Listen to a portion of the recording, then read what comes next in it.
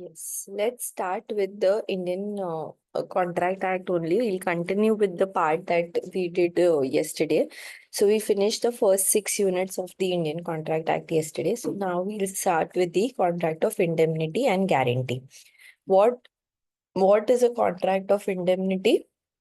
When I'm making good the loss, if there is a contract and if I have promised a party to the contract that if there is a loss in the future due to the contract that has been entered into, then in that case, I will make good the loss. And that contract where I'm telling them that I'll make good the loss is basically called as a contract of indemnity. There's never a separate contract of indemnity. It always forms part of a contract that has been entered into. So in this, we had taken the example of government. Government had hired me and they had sent me to the US saying that you go there and you train for 3 months, and then after 3 months you come back and you start working with us. In case you don't come back, that is the clause in the contract.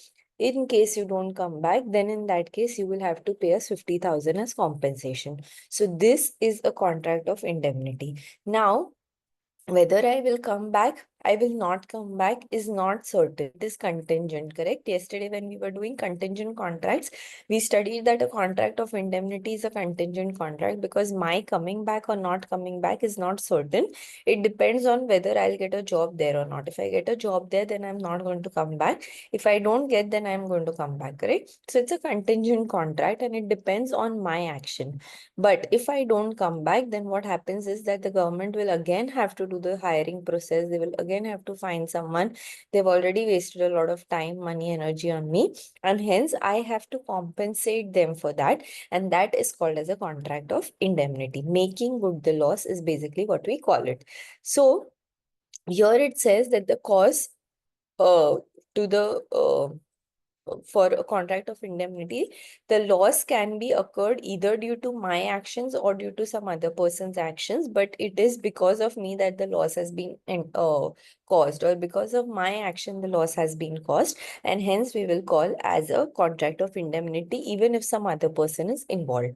We have two parties here, indemnifier and indemnified, and all the essentials of a valid contract must be fulfilled. So it's a type of a contract only. Yesterday, what we did was all the generics of a contract. Now we will study all the specific kind of contract like contingent contract, quasi contract, indemnity, guarantee, agency. These are all specific contracts. So for all these contracts, the most important thing is that all the essentials of a valid contract that we studied yesterday under section 10 has to be present. Only if that is present, then we can say that the contract of indemnity is a valid contract.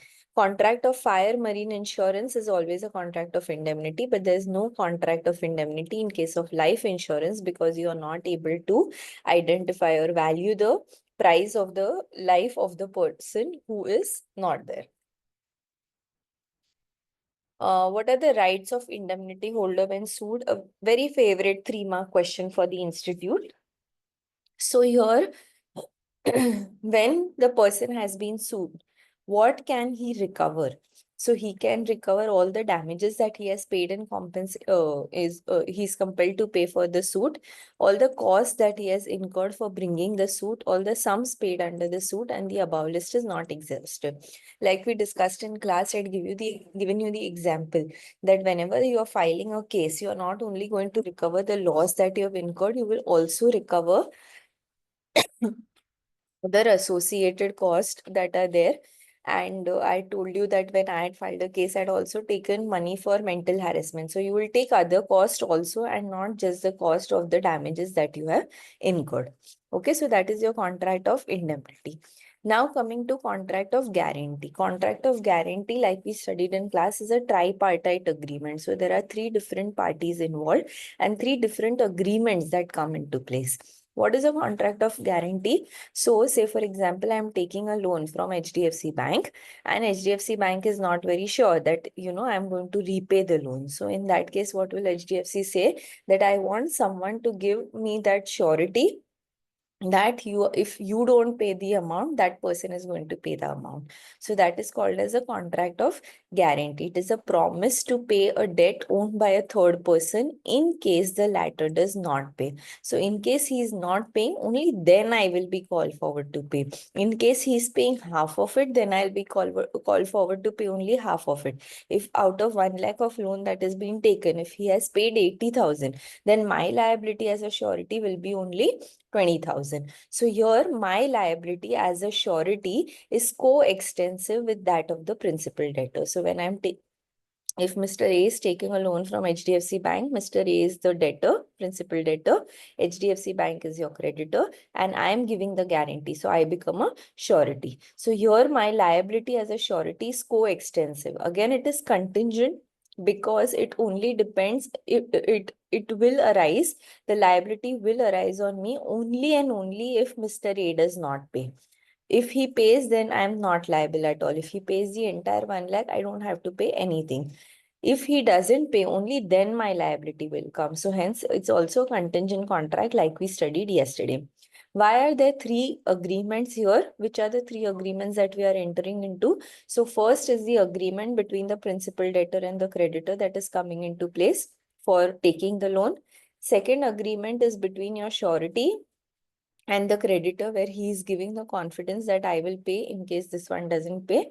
And third is the implied agreement between the surety and the principal debtor, wherein once the surety has paid the amount on behalf of the principal debtor is of course liable to pay that amount back to the surety, correct? So surety is paying on his behalf, but he has to pay it back. So there's an implied contract between the surety and the principal debtor.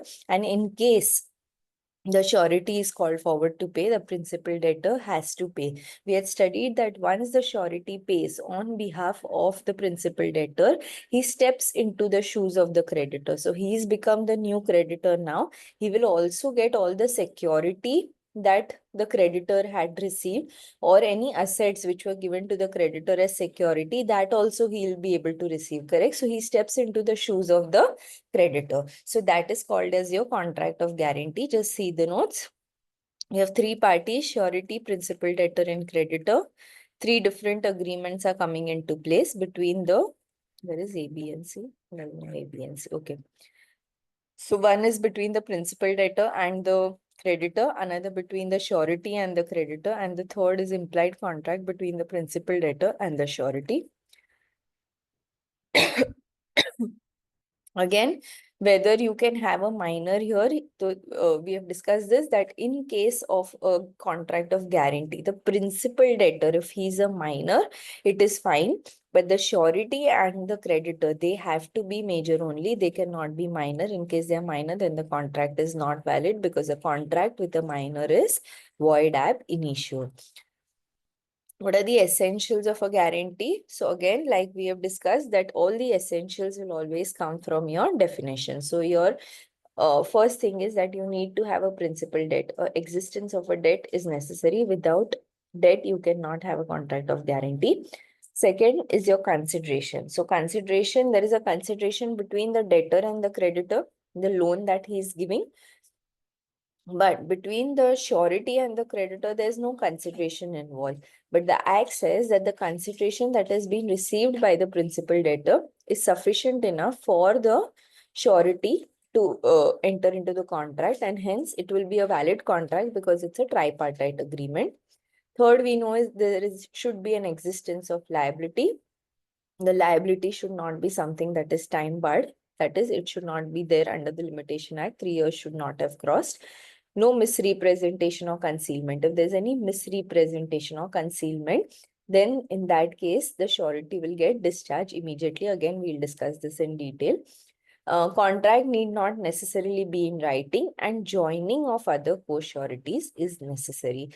On this point of joining of other co-sureties, I had asked a question in one of the papers saying that joining of other co-sureties, correct? I think Mr. Tarun or someone was there. And in that case, I had said that Mr. Tarun, he said that he had promised, he was a co-surety, correct? So he had promised that he will pay in case Mr. X does not pay. And when the time came to pay, one of the co-sureties paid, and Mr. Tarun said that now I'm not going to pay. Here, when you're writing the answer, you have written it correctly that he will be liable.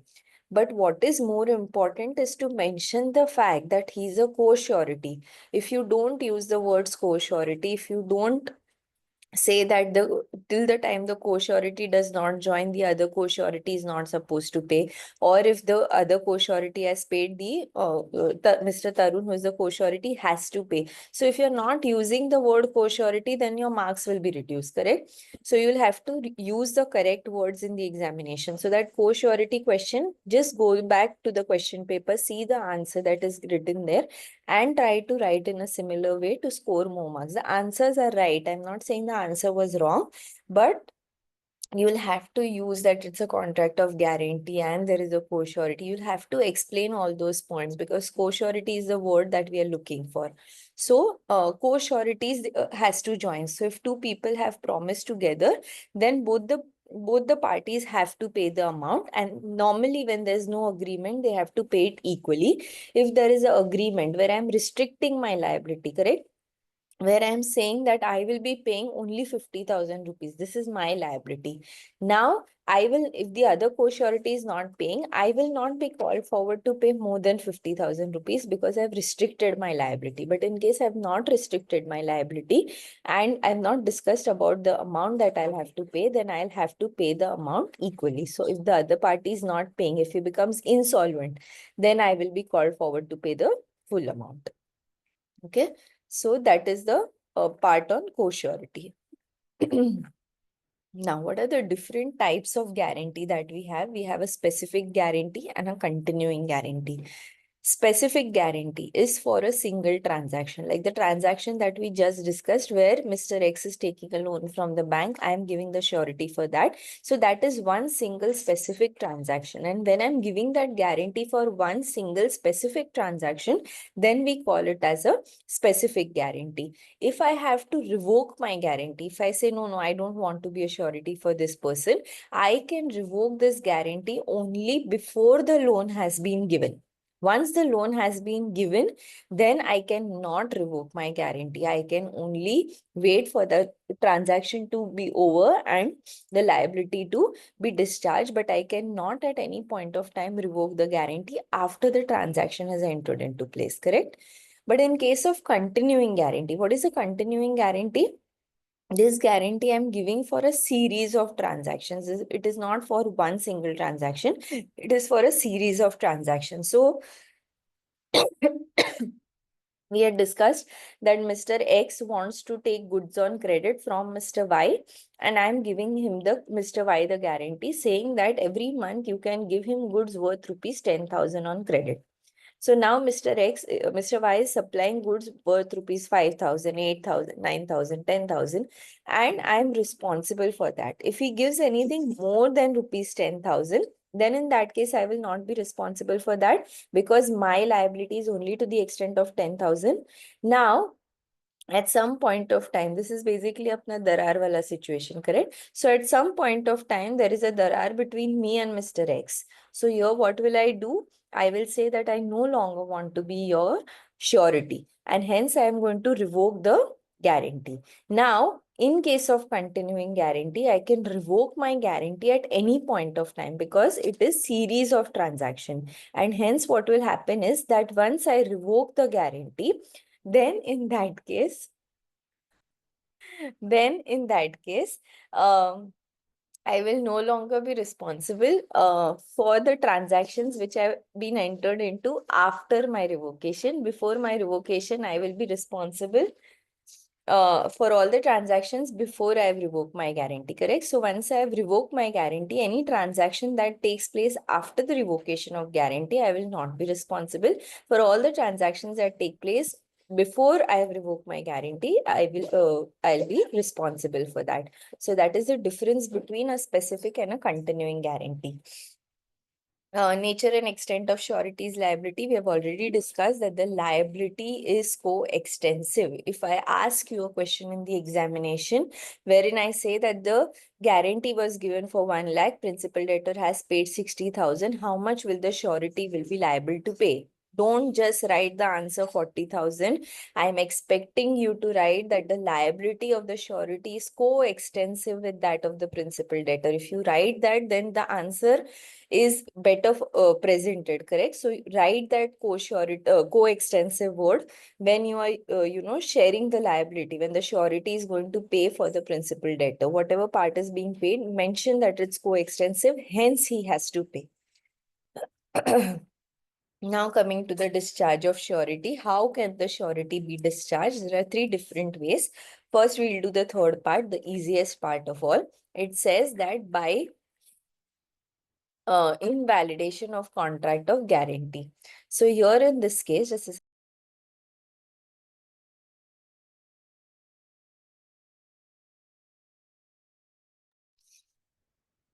So discharge by invalidation of contract of guarantee. Here we have first is misrepresentation. So if there is any misrepresentation by the principal debtor or by the creditor, then the surety will be discharged. He will no longer be responsible. If there is any concealment that is happening, if there is any concealment that is happening, if the principal debtor is trying to conceal something, or the creditor is trying to conceal something from the surety, then the surety will no longer be responsible. And the last part, creditor shall not act until co-surety joins. Again, very important, because case study में ये पूछ सकते हैं that the creditor will take action only after the co-surety has joined, not before that. So any action. So basically, when the principal debtor is not paying, the creditor will recover it from the surety. And if the creditor wants to take any action for non-payment, he can directly go to the surety on the date of like the due date. Basically, he doesn't have to wait for the principal debtor to for taking action against the principal debtor and then going towards the surety. No, he can directly go towards the surety, directly go and take an action. So he doesn't have to first take action against the principal debtor, then surety. There's no such rule. Only on due date, as soon as the due date has been crossed, he can directly go to the surety and recover the money that has been paid. Then you have your discharge by revocation. So here you will send out a notice saying that I want to revoke the guarantee, specific guarantee only for the debts which before the debt has been given. In case of continuing guarantee, you can revoke at any time. All the transactions before revocation, surety is liable. After revocation, surety is not liable. Then by surety's death, in case of surety's death, the surety is discharged, of course, but his estate will remain liable for the past transactions in case of a continuing guarantee. So whatever extent, to the extent they've inherited the assets from the surety, to that extent they will be held liable. In case of specific guarantee, they'll be liable for the full sum, but they'll have to see how much assets have been inherited, and accordingly they'll have to pay. And the last is by novation. Novation is where there is a new contract coming into place between the same parties or between different parties. Correct? So this is discharge by revocation. Now, discharge by the conduct of creditor, again, something that can be asked in case study type of questions.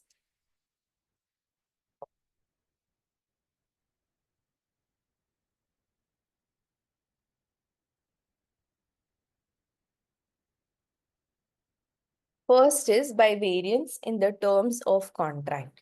So if there is any change in the terms of the contract after the surety has agreed to give the guarantee, then in that case, what will happen is that if there is a change in the terms and the surety's consent has not been taken for the change in terms, then the surety will say that I'm no longer responsible. So if HDFC has agreed to give a loan of rupees 5 lakhs to Mr. A, I have agreed to give the guarantee. Now HDFC feels more confident and they say that, okay, we'll give you 8 lakhs. He gives 8 lakhs to A, but he doesn't take my consent on the same. Then in that case, I'm no longer responsible because it is without my consent. If they take my consent, then of course, if I agree to that, then I am responsible. Now, there is a case study of Thomco Bank here, which says that if the variation is not substantial, please read here, and beneficial to the surety, beneficial, the surety will variation not substantial and beneficial to surety will discharge the surety. So basically it is saying that if the variation is not substantial, so instead of 5 lakhs, I've given 5 lakh 10,000, 20,000. It's not a very big amount, correct? So here the variation is not substantial. It's not huge. By increasing 10,000, I'm not going to revoke my guarantee if I'm giving a guarantee for 5 lakhs. Similarly, instead of 5 lakhs, they agree upon 3 lakh 50,000. Then in that case, I was agreeing up to 5 lakhs. Now my liability has been reduced to 3 lakh 50,000. So in this case, Supreme Court said that if the liability is being reduced here, then in that case, what happens is that the variation is for the benefit of the surety, and hence the surety should not be discharged. Okay, but this is Thomco Bank opinion. The act says that if there is any variation, beneficial, not beneficial, 5 lakhs ka 2 lakhs kar diya, 5 lakhs ka 8 lakhs kar diya, doesn't matter. If there is a variation and if the surety does not know of the variation, then the surety will not be the surety will be discharged, is what the law is saying. So here when exam में questions are asked, institute always refers to institute के module में Thomco bank का case दिया है, but they always refer to the act, they don't refer to Thomco bank in the suggested answers. When you are writing the answer, what you can do is you can write about the law as it is, कि variation अगर होगा without consent, surety is discharged. And then you can just mention a line, in case of Thomco Bank, it is said that if the variation is not substantial or beneficial, then the surety may not be discharged and a different view may be taken, because in this case it is not substantial. If it is not substantial in the question, then you can write that particular point there as an addition. But law to likhna hi hai, because that is what the institute is writing. So that Thomco Bank is an option that if you want to write, you write. But otherwise, if you don't write, then it's perfectly okay, because I have not seen any of the institute suggested answer where they're referring to Thomco Bank as a in their suggested answers. Okay. Second is by release or discharge of principal debtor. If a fresh contract has been entered into and if the principal debtor has been discharged from his liability, as soon as his liability is discharged, the surety is also discharged. Surety compounds with gives time, agree not to sue the principal debtor. Here, if the surety decides to give more time, so the due date was say 31st of March 2025, and he agrees to give more time to the surety, or he says that okay, I will not take any action against you even if you delay the payment, ऐसा कुछ उसने time दिया है, then in that case the surety will be discharged and the surety will no longer responsible. Why is this the case? Because the surety's liability is co-extensive with that of the principal debtor. So what happens is that when the principal debtor does not pay on the due date, his liability starts from that particular date. And here, if you give time to the principal debtor, you are extending the liability of the co-surety of the surety, and hence he is no longer responsible. The act says that he will be discharged because you can't keep increasing the time by giving time to the principal debtor or agreeing not to sue the principal debtor. Last is impairing surety's eventual remedy. Again, something that has been asked previously. Here we had taken this example where I had given a student to my friend saying that you can hire him as a article in your firm. He said, I'm going to give him the work of checking the cash payments that are received. So I said that yes, you can give him that work. He may not, take away any funds, but please ensure that you check at the end of every month. Okay, so I've given the surety for my student, but I have put a condition that you have to check his accounts at the end of every month. Here, my friend keeps checking every month.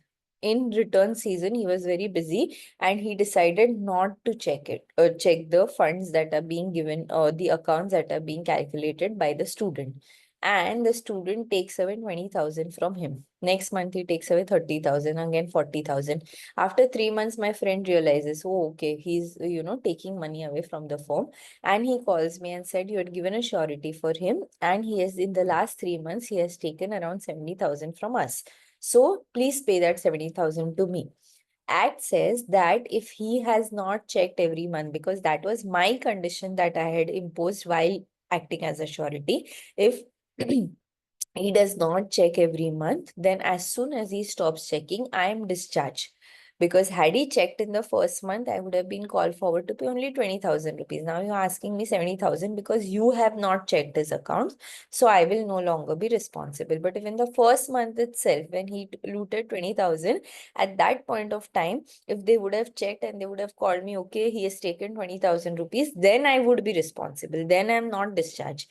Only when I've put a condition and they don't fulfill that condition, then I'm discharged because my eventual remedy is impaired. Okay. So this is about discharge by conduct of creditor. The last part is rights of a surety. Rights of a surety are against the principal debtor, the creditor, and the co-sureties. Co-sureties is very simple. We have already discussed it, that in case of co-surety, he has to wait for all the co-sureties to join. Co-sureties liability is equal, so it is equally divided between the co-sureties if nothing has been mentioned. If the co-surety says that I want to restrict my liability to X rupees, then in that case, he will be called forward only to pay that X rupees and nothing more. Rights against the principal debtor. Principal debtor is the person जिसका मैंने surety दिया है. So your rights against the principal debtor is right of subrogation. Right of subrogation is only a fancy word for saying that once I pay the amount to the creditor as a surety, then I step into the shoes of the creditor and I will become the new creditor and he's supposed to pay me. So second point says right of indemnity. So he has to indemnify me for the amount that I've been called forward to pay because he did not pay the particular loan. So subrogation and indemnity against the principal debtor and rights against the creditor. First is right to security. Now, since I have stepped into the shoes of the creditor, I have become the new creditor by paying the amount to the creditor. Whatever security that the principal debtor has given to the creditor, that security will become my security now because I am the new creditor. So whatever assets he has received, he will now give it back to me. Second is right to set off. So here, if I have to pay the creditor as a surety, correct? So if I have to pay, say, for example, 30,000 rupees to the creditor, but the creditor has taken some services from the principal debtor for which the creditor has to pay the principal debtor 10,000 rupees. Okay, so creditor has to pay principal debtor 10,000, principal debtor has to pay creditor 30,000. Normally, if principal debtor is paying, what will he do? He will say 30,000 minus 10,000, I'll pay you 20,000 rupees. But now principal debtor is paying? No. Surety is paying because principal debtor does not have money. But because I'm paying on behalf of the principal debtor, what I'll do is I will say he has to pay you 10,000. So I will minus that. I will do that set off and then I'll pay the balance amount to the creditor. Clear? Third is right to share reduction. Now, this right can be exercised only and only when the principal debtor becomes insolvent. What is insolvent? Liabilities will be more than the assets, so he is unable to pay the liabilities, which means that if I pay on behalf of the principal debtor, I'm not going to recover that amount from the principal debtor. That I also know, the creditor also knows that this person is not going to receive the amount from the principal debtor because he is an insolvent. So that third implied contract, I'm not going to be able to receive the amount.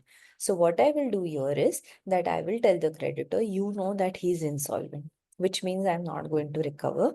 So request you to allow me a share reduction because I am going to bear the loss. So let's share the loss or allow me to pay a reduced amount or a lump sum amount in exchange of the dues that are pending. So here share reduction I can order only and only when the principal debtor is insolvent. Otherwise, I don't get the right to share reduction because in every other case, I'm going to recover the amount from the principal debtor. Samjha? Okay, so here we are getting we ended the chapter and we'll start the chapter on bailment and pledge. Just give me a minute. I'll just fill some water and then we'll get back.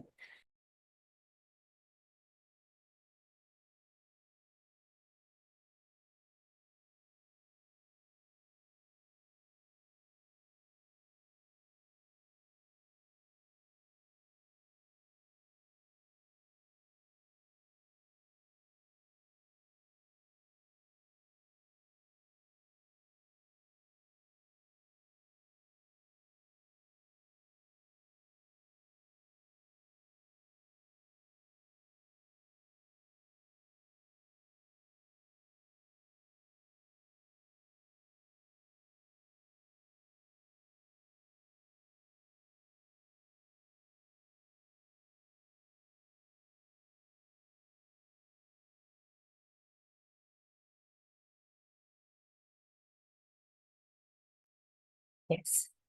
Now coming to bailment and pledge. What is bailment? Bailment is delivery of goods from one person to another upon for some purpose upon a contract that once a purpose has been accomplished, the goods shall be returned to the person or disposed of according to his directions. Definition very important to remember. Now, what is bailment? We had discussed that when I am giving the goods to the tailor for a purpose, so delivery from one person to another, he will stitch a dress and give it back to me upon a contract that I will pay him 2000 rupees for the dress that he's stitching, and he will return the goods back to me, or I will tell him to give it to Mr. X and he will give it to Mr. X, and the purpose has been accomplished. So this is basically a bailment. So the goods belong to me. I'm not passing on the ownership of the goods. I'm only passing the possession of the goods from one person to another. And because there is a contract, but the goods always has to be returned back to me. That is called as a bailment. Here, if I'm giving my car to a friend, or if I'm giving, as you give your calculator to your friend, your umbrella to your friend, all of this is also bailment because you're not giving it to him saying, okay, keep the car or keep the umbrella. You're going to take it back to him once the purpose has been accomplished, correct? So that is also called as a bailment, which tells us that there are two different kinds of bailment. One is your gratuitous bailment. Another is your non-gratuitous bailment. Gratuitous matlab free of cost. So when I'm giving my car to a friend or my umbrella to a friend, here I'm not charging anything from my friend. I'm giving it for free. So it's a gratuitous bailment. But if I run Ola Uber and if I give him the car and I give him the car on a particular charge, saying that every day you will pay me 5,000 rupees for the car, then in that case it becomes a non-gratuitous bailment. In both the cases, I am only transferring the possession, not the ownership, not the title, and the goods will be returned back to me once the purpose has been accomplished. What are the essentials of the bailment? Essentials, again, you will get it from your definition. Delivery of goods upon a purpose for no contract, and only the possession of the goods are being transferred and the goods shall be returned once the purpose has been accomplished. Gratuitous and non-gratuitous bailment. In non-gratuitous bailment, it is either for the benefit of the non-gratuitous bailment is for the benefit of the bailer and the bailee both. So both benefit, correct? So when I give the dress to the tailor to stitch, I get the dress, he gets 2000 rupees. Both get a benefit out of it. But in case of gratuitous bailment, either it is for the benefit of the bailer or for the benefit of the bailee. दोनों में से एक ही जन का फायदा आता है, correct? दोनों का फायदा नहीं होता है. सो यहाँ पे it is only for the benefit of bailer or the bailee. Non gratuitous में दोनों का फायदा होता है. Now, what are the duties of the bailer? That bailer is the person. So I'm giving the dress to the tailor. So I am the bailer. Now, what is the bailer ka duties? Disclose known facts. If there is some issue in the goods, I have to tell him that this is the issue. If I'm giving the car to a friend, I will have to tell him that, okay, the brakes are not working properly. That is what the issue in the car is, correct? So here, if I'm giving, if I'm the bailer, I have to disclose known facts. Now, if I'm giving the car as gratuitous bailment, free of cost, then in that case, if he incurs any loss, or if he meets with an accident because of this, then in that case, if I'm aware of the issues or the defect in the product, and if I've not told him, then I'm responsible as a bailer. But suppose I've not used the car only, and because of which I don't know the brakes are not working, so I couldn't tell him that, brakes are not working. Now he meets with an accident. Then in that case, I am not responsible for it because I was myself not aware. But if it is a non-gratuitous bailment, I am running Ola Uber, I give the car on rent for 5,000 rupees per day, and then the brakes are not working. I'm aware, not aware, doesn't matter at all. But the brakes are not working and it is a non-gratuitous bailment. If the person meets with an accident, then in that case, I am responsible, whether or not I'm aware or not, because if I'm charging something, then it is my responsibility to check the goods before I am giving the goods to that particular person.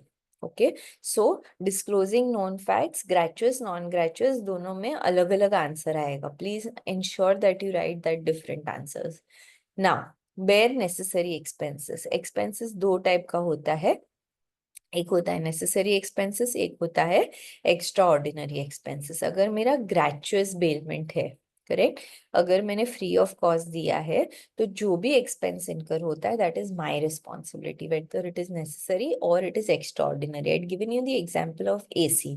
So if I have taken a house on rent and the AC normal servicing I have to do, then it is my responsibility, correct?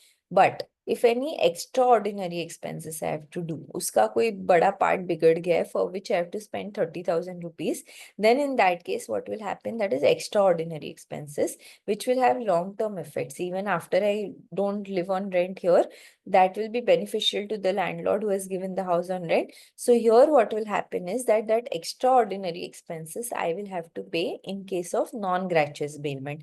Normal उसका servicing कराने का that I will have to pay, because servicing and all of that is necessary expenses for that AC to run. But extraordinary expenses, the landlord will have to pay, correct? So in non-gratuitous bailment, only extraordinary expenses I'll have to bear. And in case of gratuitous bailment, because वो free में दिया है, सब मेरा ही है, तो in that case servicing also I will pay, AC also I will pay. Everything I have to pay unless the person offers that, okay, I will pay this particular amount. Then indemnify the bailee. He says that in case of a gratuitous bailment, if you do a premature termination, correct? I've given you the car for 10 days. After 3 days, I tell you that no, I'll need the car, so please give it back to me. Then in that case, what will happen is there's a premature termination before the time of expiry has come. So in case of premature termination, what will happen is that I will have to indemnify you for the loss incurred. What is your loss incurred? For 7 days, you will have to find someone and then you will have to hire a car and you will pay for that. So I have to indemnify you only in case of gratuitous bailment. Why not in case of non-gratuitous bailment? Because in case of non-gratuitous bailment, what will happen is that there will become a breach of contract. Because पैसा भरा है ना, तो breach हो जाएगा, and breach होएगा तो हम damages भी ले सकते हैं, correct? So non-gratuitous में तो breach of contract हो जाएगा, gratuitous में I'll have to take the amount. Then coming to bound to accept goods. Once the goods are returned, once the purpose has been accomplished, the person will give back the goods. I will have to take back the goods. If I don't take back the goods on time, and if he incurs any expense in storing the goods, so for example, car diya wapas, but I'm not taking back the car, so he has to park it somewhere for which he is paying parking charges. So whatever cost he is incurring, that I will have to give it to him. अगर उसको कोई loss होता है या damages होता है because I don't take back the goods on time, then again I will have to indemnify him for the loss और damage. So these are the duties of bailor. Very important, can be asked as an examination. Also, it is similar in case of pledge, जहाँ पे पॉनर pony duties, bailor bailey वहाँ पे भी similar है. So once you remember this, you can use it for both of them. Now, duties of bailey. Bailey कौन है अपने example में? जो टेलर है is my bailey, correct? So take care of the goods paid. जो goods उसको दिया, as a man of ordinary prudence would, he has to take care of the goods that are billed to him. No unauthorized use of goods. He cannot, like if the dress is stitched, the tailor's daughter cannot wear the dress and go out and roam around, because he cannot make unauthorized use of goods. Or if I've given you the car for your usage, you cannot further rent it out, because that is again going to be unauthorized use of goods. So that is something that is not permitted. No mixing of goods. I cannot mix your goods and my goods and the uh, what do you call, baler's goods together. No matter how good the goods of the baler are, I cannot mix that up. If I mix that up, and if the goods are such that it cannot be separated, like oil, sugar, salt, you can't separate it. If you can't separate it, then you will have to compensate the baler for the entire cost of goods. But if the goods are such that it can be separated, then in that case, I will have to pay the cost for separation. then return the goods on the expiry, and it's my duty to return the goods.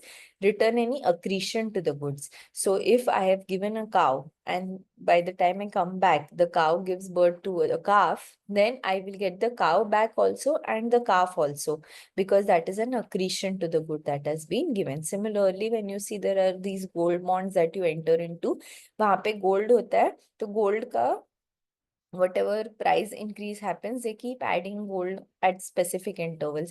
So again, here it is returned back to you, but gold के साथ जो भी उसका extra gold होता है वो भी तुमको मिल जाता है. So that is accretion to the goods that has returned back. And last is not set up adverse title to the goods. So he cannot do anything wherein the title of the bailor gets affected. Title is what? The ownership of the goods. So ownership मेरा है baler का. If I give the goods to the bailey, has to use and give it back to me. अगर उसका title affect होता है, if I sell the goods, pledge the goods as a bailey, and the title of the bailor is affected, then that is something that is not permitted. So that is the duty of the bailey to ensure that the title is not affected. Okay, so duties of bailor and bailey. Now, coming to the rights of the bailor and bailey. क्या बोलता है?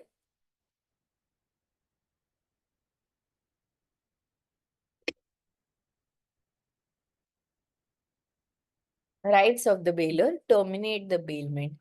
Bailment, bailor को जब भी लगता है क्योंकि now I want to terminate the bailment for XYZ reasons, he is doing unauthorized use of goods or any reason, then in that case the bailor can terminate the bailment. That is his right. He can terminate it at any point of time he wants. He can demand back the goods at any point of time.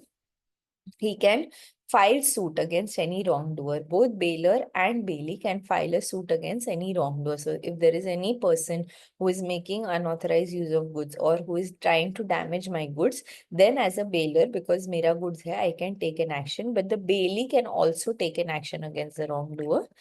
Right against any wrongdoer. So they both can take an action against any wrongdoer. File suit for imposement of duties. सो अगर उसने कुछ भी किया है जहाँ पे unauthorized use किया है या मिक्सिंग ऑफ गुड्स किया है, then in that case I can file a suit against the bailee. That is my right against the bailee. So terminate the bailment, demand back the goods, file suit against any wrongdoer and file suit against wrongdoer and file suit against the bailee for unauthorise use of goods. Correct. Now what are the rights of a bailey? Deliver the goods to any of the joint bailor when he's coming to deliver the goods. So if joint bailor says me and my sister, so I can give the goods and my sister can take back the goods. So he can deliver it to either me or my sister. That is okay because we are joint bailors.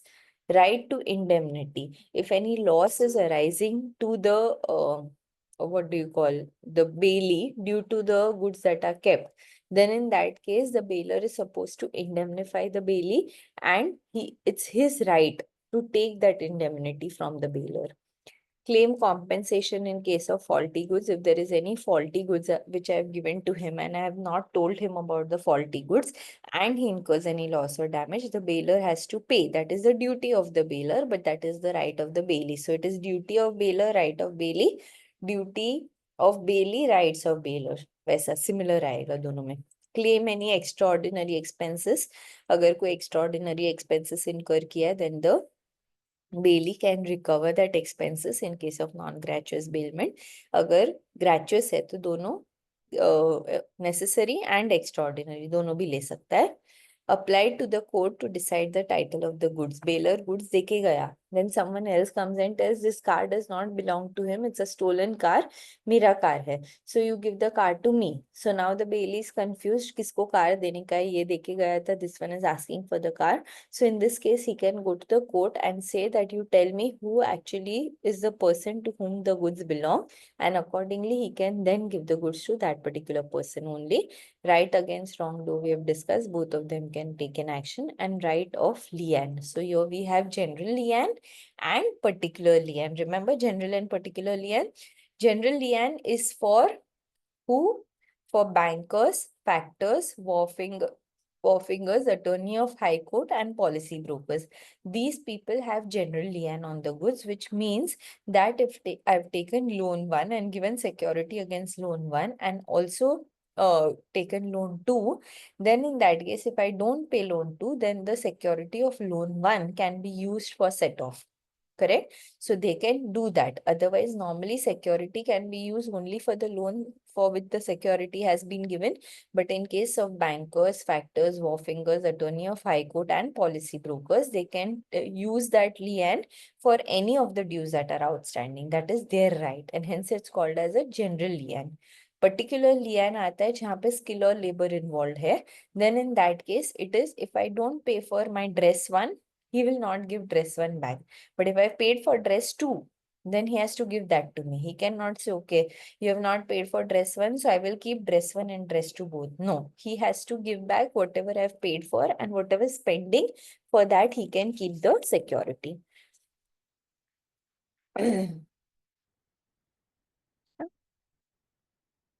Now coming to the last part of bailment, that is the termination of bailment. Termination कब होता है? On the expiry of the fixed period. जैसे fixed period जिसके लिए bailment हुआ है, तो मैंने 10 दिन के लिए कार दिया है. As soon as 10 days get over, then in that case I will terminate the bailment. Achievement of object. I have given the tailor the material to stitch it into a dress. As soon as the dress is stitched, the bailment comes to an end. Death of bailor or bailee. Inconsistent use of goods, where I don't use the goods for the purpose for which I have given the goods to the bailee, then in that case the termination can happen. And destruction of subject matter. I have given the car on rent and the car catches fire. So here there is destruction of subject matter, and hence in this case termination of bailment will happen. Clear hai? So this is all about bailment. Now pledge, when we start, again, most of the things you see here will be similar to what we have studied already for bailment, okay?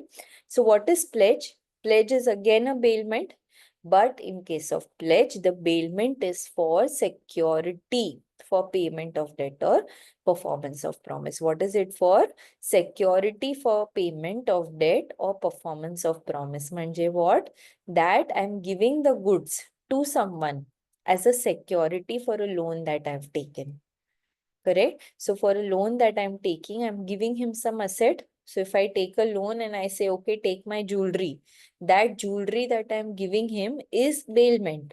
Delivery of goods from one person to another upon for some purpose upon a contract that the goods shall be returned once the purpose has been accomplished. So once I've paid the loan, he's going to give back the jewelry to me. But because it is in return of a debt or a performance that I've promised, then it will called as a pledge. वहां पे अपने पास two parties है, bailor and bailee. यहाँ पे we have the parties whom we call pawner and pawnee. But most of the things that we have remain the same. So what are the essentials of a pledge? Again, similar to what we have for bailment. But what are the things that we are adding? So essentials of bailment plus what are we adding here? That it is for payment of debt or performance of a promise.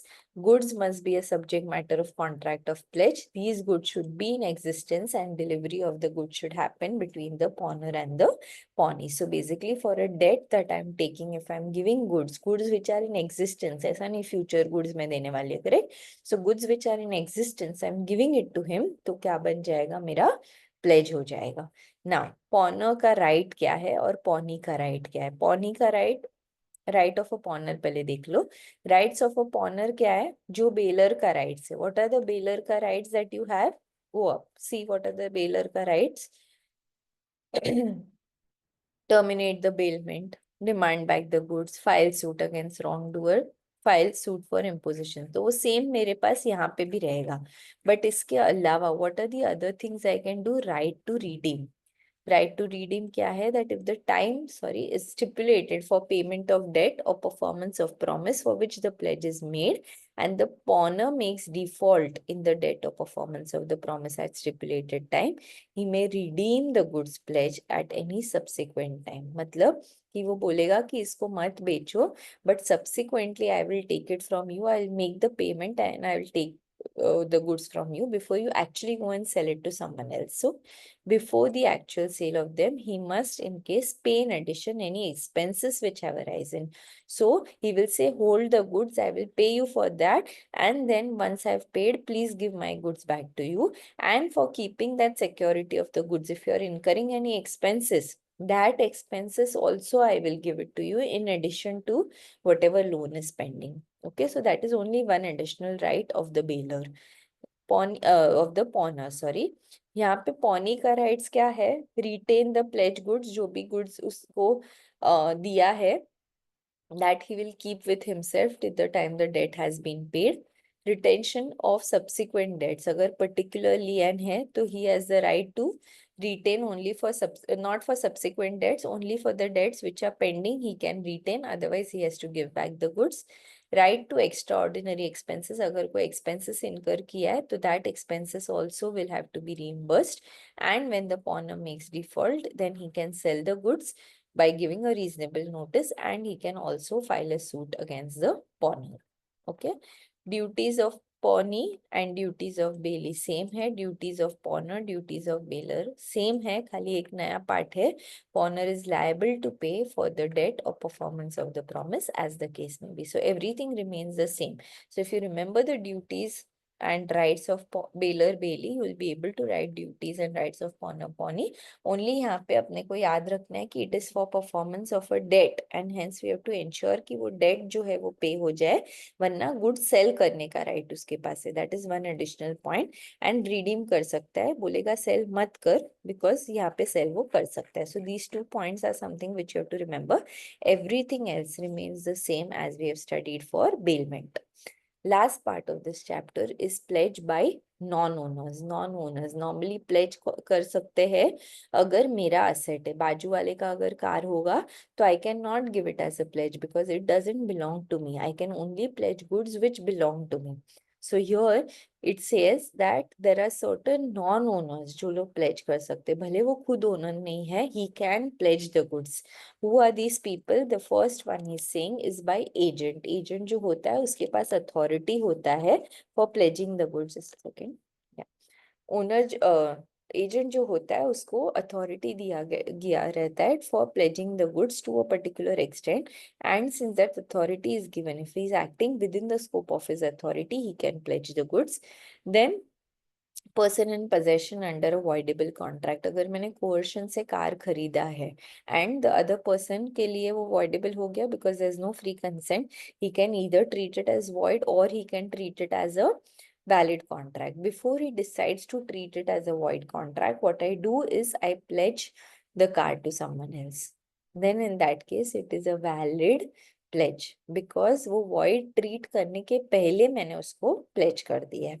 Then pawner has limited interest, अगर मैंने जो goods है मेरे पास उसमें अगर मैंने कुछ editions किया है या I have done some repairs to that particular product, then to the extent I have spent money on that particular product, to that extent I can pledge the goods. Okay, so if I found suppose a car and to put the car in working conditions, I have paid 20,000 on that car.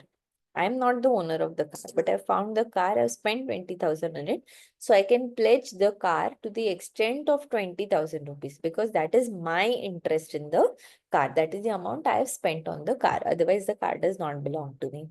Then by co-owners in possession, co-owners can also pledge the goods, and in case they pledge the goods, then they have to take the consent of the other owners. And by buyer or seller in possession, sometimes when the goods are sold to someone else, but the seller is still in possession, correct? We had taken Chroma का example कि TV मेरे को बेच दिया, installation is going to come after 3 days, so the sale of goods has happened, but is still in possession of the particular goods, and hence in that case he can sell the goods if required. If he is selling it to someone else, a third party who is buying it in good faith without having knowledge will get a good title to the goods. Similarly, buyer के पास goods आ गया है, buyer in possession, contract of sale not made, correct, sale approval और return basis पे अगर मैंने लिया है तो यहाँ पे मेरे पास गुड्स है, क्या मैंने बोला है that okay I want to keep the goods, not yet, but if I pledge it to someone else, then the third party to whom I am pledging it, who is buying it in good faith, who is taking the goods in good faith, will get a good title to the goods. ये जो pledge by non owners है, ये जो हम cell of goods करते हैं, one second I will show it to you. Yes, यहाँ पे जो अपना सेल बाय नॉन ओनर्स है, yes, your transfer of title. Transfer title वही कर सकता है जिसके पास ओनरशिप है गुड्स का। अगर गुड्स मेरा है ही नहीं तो can I sell the goods? No. But here there are exceptions to this particular rule saying that who can do it even if they are not owners. And here if you see the points are the same: sale by mercantile agent, sale by one of the joint owners, by person in possession under a voidable contract, by one who has already sold the goods but continues the possession thereof. So seller or buyer in possession of goods before sale. Your seller का है, यहाँ पे buyer का है। Then यहाँ पे ये तीन जो है वो नया है: effect of estoppel, sale by unpaid seller and sale under provisions of the act.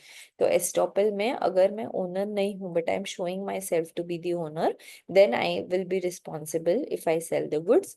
Unpaid seller के पास तो राइट होता ही है लिएन स्टॉपेज इन ट्रांजिट या selling the goods, so in that case he can sell the goods and sale under other provisions of the act. अगर मैं insolvent हो जाता हूँ या मैं फाइंडर ऑफ लॉस गुड्स हूँ, then I can sell the goods even if I am not the owner. सो यहाँ पे ये वाला आंसर और ये वाला आंसर दोनों सेम है। सो एक ही चीज याद रखोगे, you will be able to write under pledge also and under the sale of goods act also. The answers are same, only in sale of goods you have those three additional points. Are we clear? So this is how you try and remember कि ये same points है, so that ways you know कि okay इसके लिए और इसके लिए मेरे को same answer लिखने का है। Are we clear? Clear?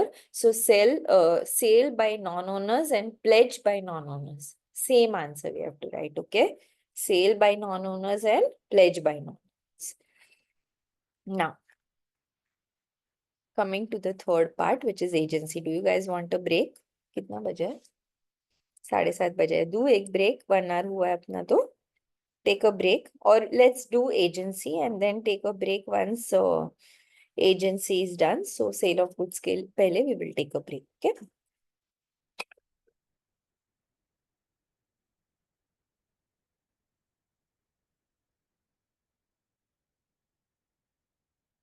Yes. What is agency? Agency is based on the maxim, he who acts through an agent is himself acting. So basically agency बोलता है कि I can hire someone to act on my behalf because I cannot be everywhere. And as a corporate, I cannot be everywhere. So I have to hire people who will act on my behalf. I will define their roles, responsibilities, duties, liabilities, जो भी है. They have to act within that scope. Anything they do outside the scope, then I'm not responsible. But if they're acting within the scope, then in that case, I will be responsible for everything that they're doing. So that is what is called as agency. What is the test of agency? Where the person has the capacity to bind the principal and make him answerable. The contract is between, always between whom? The principal and the third party. Agent जो बीच में है वो खाली ये दोनों के बीच में कॉन्ट्रैक्ट करवा रहा है।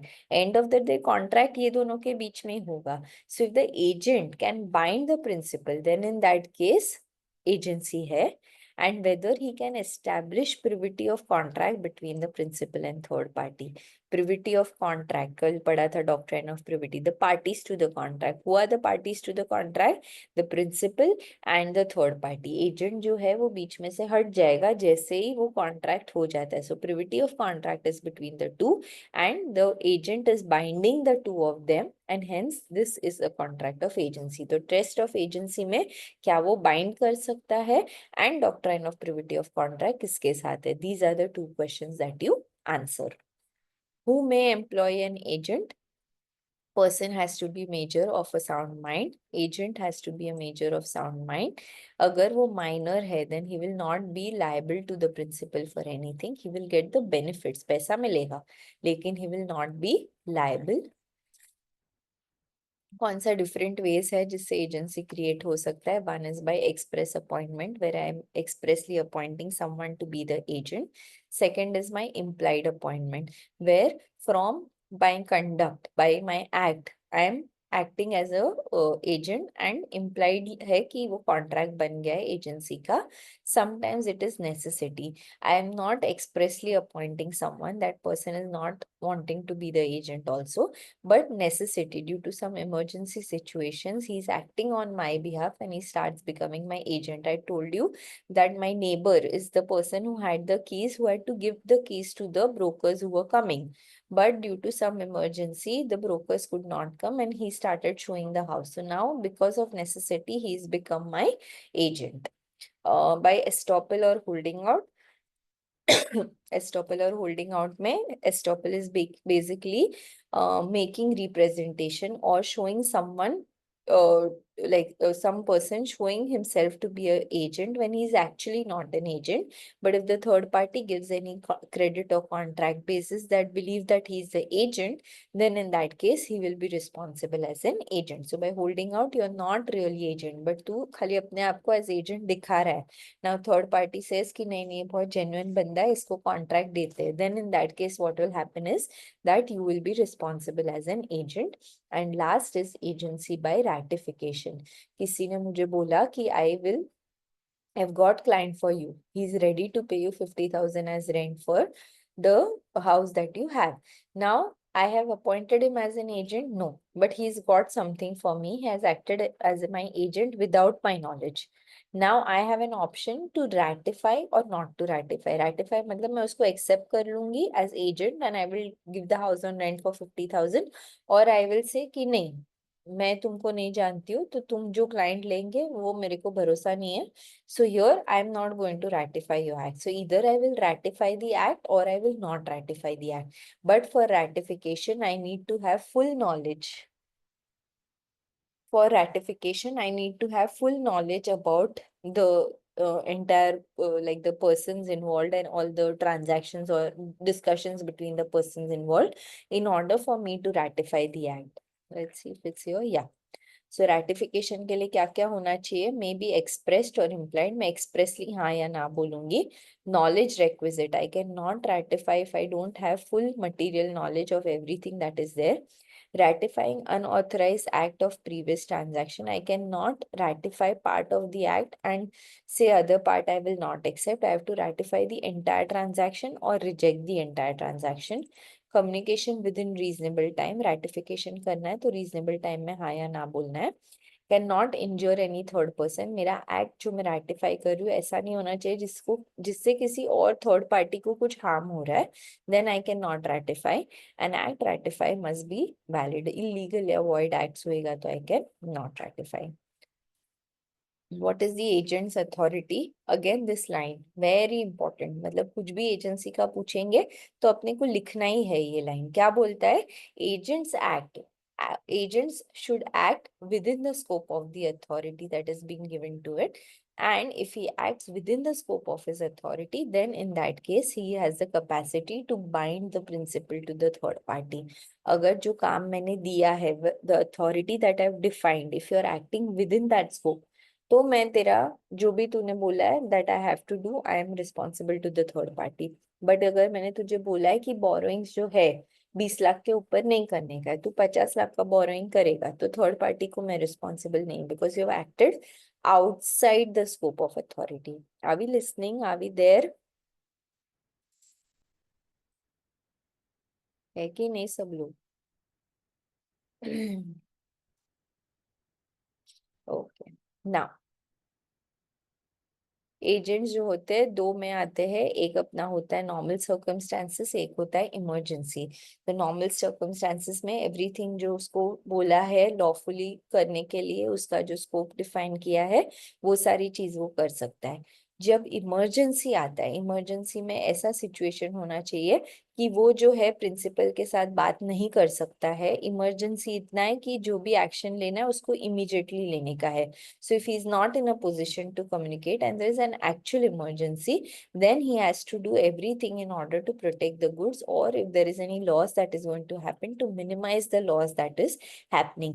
तो यहाँ पे एक ये वाला केस स्टडी है जो एग्जाम में पूछा था कि एक इंसान है जो एजेंट है, जो किधर से तो टमाटर लेके आ रहा था फुल ट्रक भर के, and the tomatoes were, there is a possibility that the road, there was road closure, and hence the tomatoes would have spoiled. So the tomatoes, he was told that you can sell it for a price of say 50 per kg.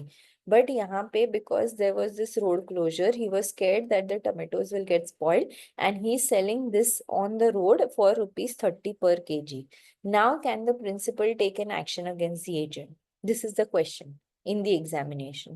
So here you have to say that it is a case of emergency, and in case he doesn't sell it, then in that case the goods would have been spoiled. So as an agent, what is my responsibility? To do everything possible in order to minimize the loss of the principal. And hence, because if I would have waited to take the tomatoes back, the tomatoes would have been spoiled and he would not get any money out of it. But here, in order to protect him from further loss, I'm selling it at 30 rupees. So at least he's getting that 30 rupees for the tomatoes which are there, even though he's acting outside the scope of his authority. It's an emergency situation, and that is something which is permitted. Okay. So ऐसा emergency situation के ऊपर case study आने का chances है. Okay. सो emergency, normal, normal में तो जो scope बोला है वो ही करना है. इमरजेंसी में आउटसाइड स्कोप तू कर सकता है, provided it is saving the principal from further loss. Now आता है sub agent, sub agent and substituted agent.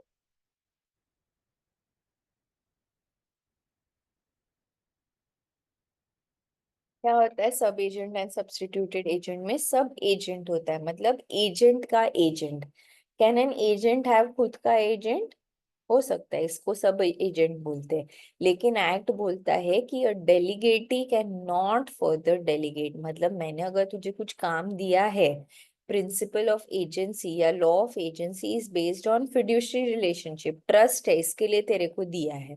तो if I have given you the work because I trust you, you can not further delegate the work because I don't trust him. अगर करना होता तो मैं उसको ही दे देती थी, तेरे को नहीं देती थी. सो यहाँ पे डेलीगेटी जो है वो फर्दर डेलीगेट नहीं कर सकता है, which means that I can not appoint a sub agent. If I appoint a sub agent, the principal is no is under no this thing to accept any contract with third party that is made by the sub agent, because sub agent जो है वो हो ही नहीं सकता है. A delegate can not further delegate.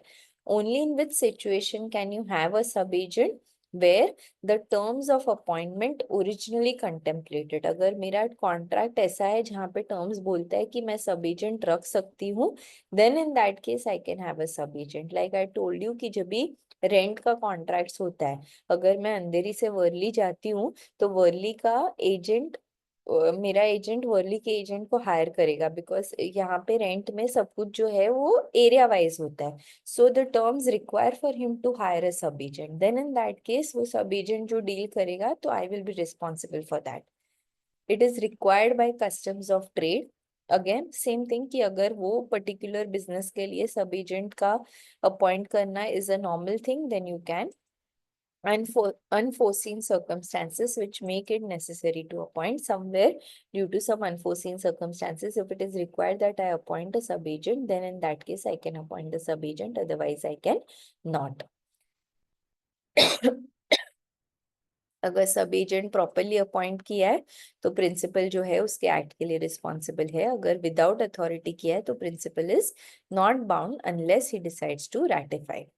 तो ये है sub agent. Sub agent is agent का एजेंट. ऐसा नहीं हो सकता है क्योंकि delegatee can not further delegate unless मेरे कॉन्ट्रैक्ट में पहले से बोला है या मैंने रैटिफाई किया है ड्यू टू अनफोर्सीन सर्कमस्टांसेस. और third is where it is required by customs of trade.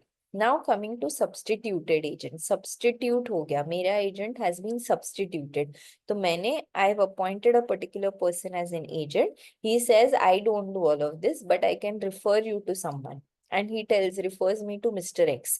Now that Mr. X that he has referred me to is my substituted agent. So my agent is substituted by him. So my agent is no longer responsible to me for anything. The only responsibility of my agent is to ensure that when he is giving me that name, he has exercised due care and attention, and that he will give me the name of a person who is not some चोर जो मेरे को reply नहीं देगा basically. So while suggesting the name, he has to give me a proper name, someone whom he will hire for the same work. Correct? Now, substituted agent जो है, अगर वो now substituted agent is like normal, any other agent, correct? So if he is entering into a contract with any third parties, then I am going to be responsible for that because now he is my agent. अगर substituted agent कुछ wrong करता है तो क्या मेरा agent जो है जिसने नाम दिया will he be responsible for that? No, he will not be responsible for that. But अगर वो सेम सब एजेंट होता और सब एजेंट कुछ गलत करता था तो is my agent responsible for that?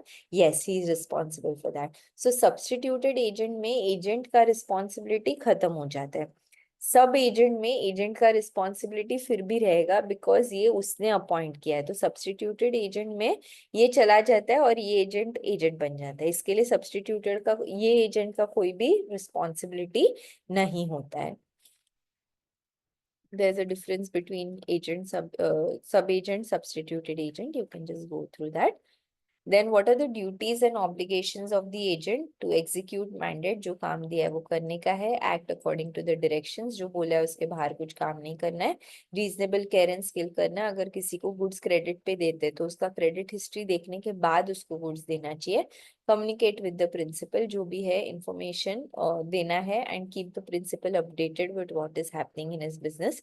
Avoid conflict of interest, should not enter into any transaction जहाँ पे उसका conflict of interest होगा. Here we had taken the example where I wanted to buy a house. Okay, and I told my agent that I want to buy a house for 3 crore rupees. Now he found some house which is available for 2.5 crore because वो distress sale है.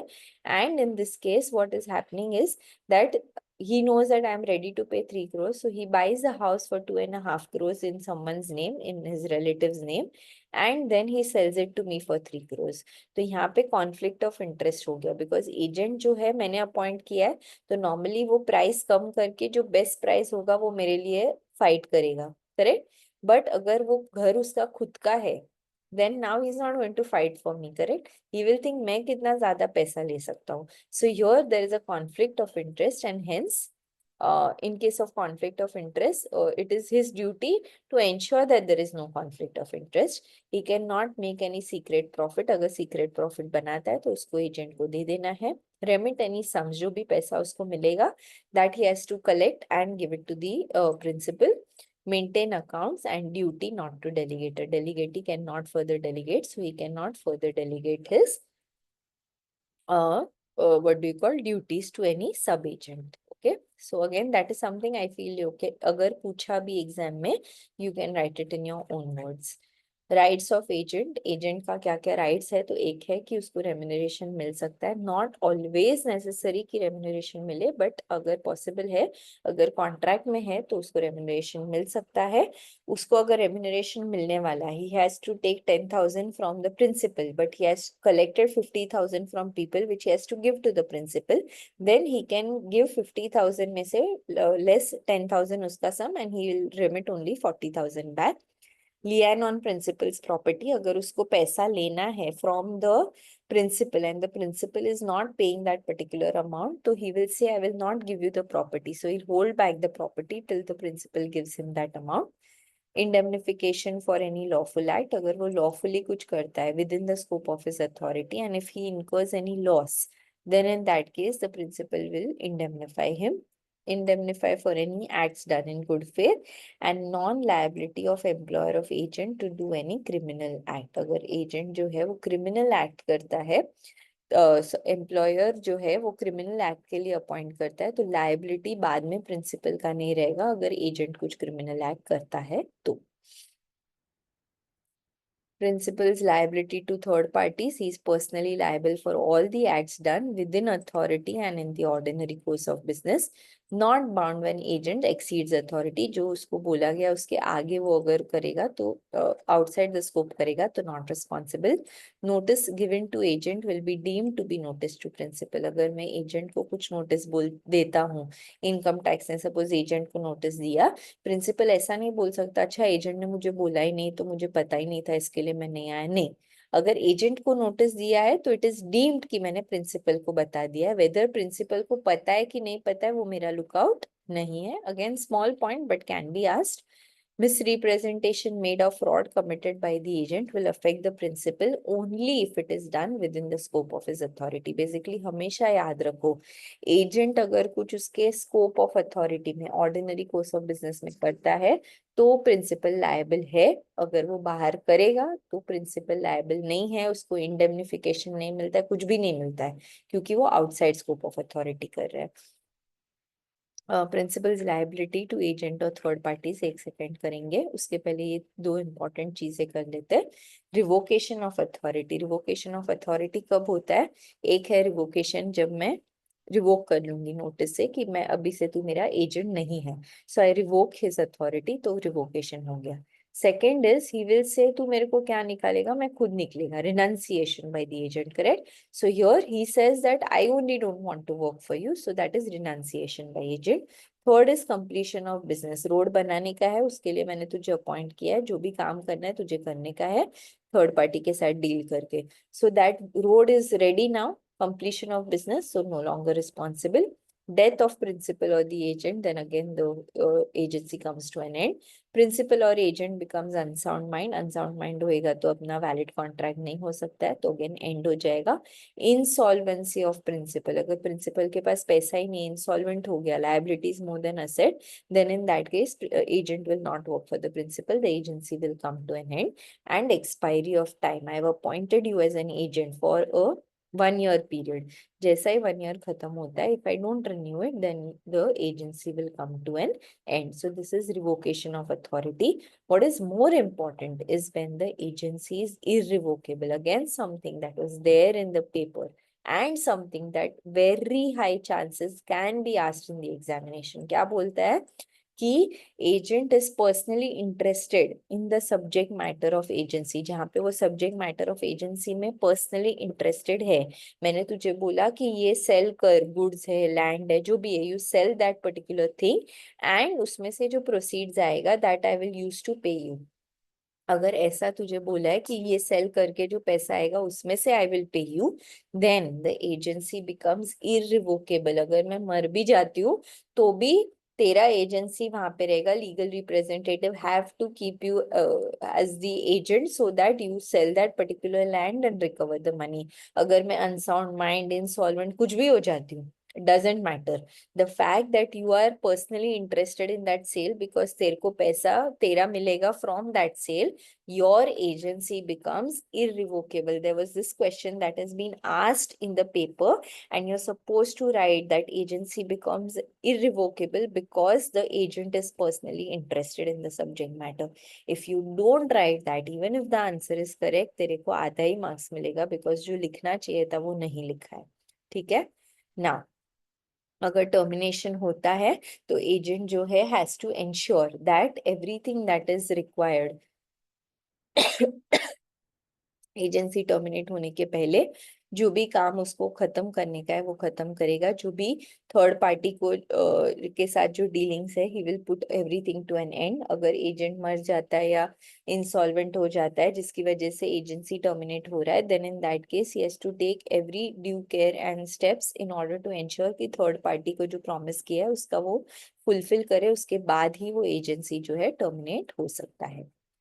Last part जो है is when normally अपना principal जो है वो third party के साथ कॉन्ट्रैक्ट करता है। Doctrine of privity of contract is between the principal and the third party, but sometimes ऐसा होता है जब भी एजेंट जो है वो रिस्पॉन्सिबल हो जाता है थर्ड पार्टी को। कब ऐसा होता है? जब एजेंट खुद से शाना बनेगा और बोलेगा कि कुछ भी होएगा तो I am responsible for this particular thing, then in that case he will be responsible because he is promising to be responsible personally for that, और he is pretending to be the principal. वो ऐसा दिखाएगा कि वो खुद ही principal है, actually agent है लेकिन शो ऑफ करेगा कि मैं खुद प्रिंसिपल है। तो अगर वो अपने आप को प्रिंसिपल दिखाएगा तो एक्ट बोलता है तू प्रिंसिपल दिखा रहा है तो जा, तू प्रिंसिपल, तू रिस्पॉन्सिबल, करेक्ट? सो वहां पे भी अगेन वो रिस्पॉन्सिबल है। या वो डिस्क्लोज नहीं कर सकता है कि वो एजेंट है। और कौन सा सिचुएशन है? एक दो ही सिचुएशन है, basically it's the same thing. Pretended agent जो है वो, या थर्ड पार्टी जो है वो, हाँ, थर्ड पार्टी है वो उसको बोलता है कि भले तू एजेंट है वो प्रिंसिपल है, but I have dealt with you only, so I will take action if anything goes wrong against you only, I don't care about who the principal is.